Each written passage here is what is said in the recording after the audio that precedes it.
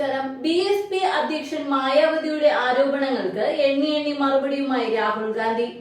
ബി.ജെ.പിക്കെതിരെ വിമർശനം ഉന്നയിച്ചിരുന്ന രാഹുൽ ഈ അടുത്ത ദിവസങ്ങളിലാണ് മായാവതിക്കെതിരെയുള്ള വിമർശനം ശക്തമാക്കിയത്.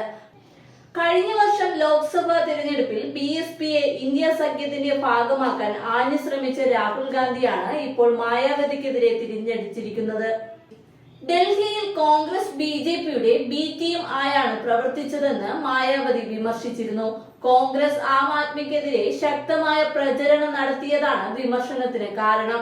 അതിനുശേഷമാണ് രാഹുൽ ഗാന്ധി മായാവതിക്കെതിരെ വിമർശനം ശക്തമാക്കിയത്. സംഘടനാപരമായി പ്രത്യേകിച്ച് ശക്തി കേന്ദ്രമായിരുന്ന നേരത്തെ തന്നെ ശോഷിച്ച ബി.എസ്.പിക്കെതിരെയുള്ള കോൺഗ്രസ് ആക്രമണം ആലോചിച്ചുറപ്പിച്ചതെന്നാണ് വിവരം. ബി.എസ്.പിക്കെതിരെയുള്ള വിമർശനം ആദ്യം തുടങ്ങിവെച്ചത് ബി.എസ്.പിയിൽ നിന്ന് കോൺഗ്രസിലേക്ക് എത്തിയ ഉദിത് രാജാണ്. ഉദിതിൽ നിന്നാണ് രാഹുൽ ഗാന്ധി വിമർശനം ഏറ്റെടുത്തത്. ദളിത് പിന്നാക്ക വിഭാഗങ്ങളെ കൂടുതലായി പങ്കെടുപ്പിച്ചുകൊണ്ട് നടത്തിയ ജയ് ഭീം ജയ് സംവിധാൻ റാലികളാണ് രാഹുൽ ഗാന്ധി വിമർശനം നടത്തിയതെന്ന് ശ്രദ്ധേയമാണ്. 2 വർഷം കഴിഞ്ഞ് നടക്കാനിരിക്കുന്ന ഉത്തർപ്രദേശ് നിയമസഭാ തെരഞ്ഞെടുപ്പിൽ മായാവതിയെ എക്കാലവും പിന്തുണച്ചിരുന്ന ദളിത് വോട്ട് ബാങ്കിൽ വിള്ളൽ വീഴ്ത്തി എസ്.പി കോൺഗ്രസ് സഖ്യത്തിലേക്ക് എത്തിക്കുക എന്ന ലക്ഷ്യമായാണ് രാഹുലിന്റെ വിമർശനം എന്നാണ് വിലയിരുത്തപ്പെടുന്നത്.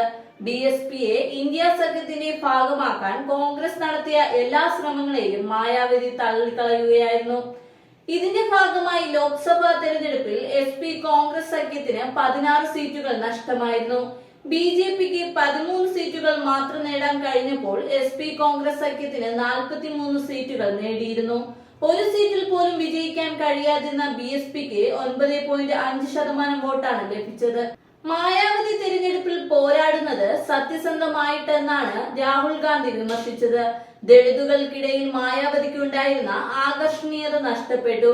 അതാണ് അവരുടെ പാർട്ടിയുടെ വോട്ട് ശതമാനം ലോക്സഭാ തെരഞ്ഞെടുപ്പിൽ കുറഞ്ഞത്. ഒരു മുതിർന്ന കോൺഗ്രസ് നേതാവ് ഡെക്കാൻ ഹെറാൾഡിനോട് പറഞ്ഞു.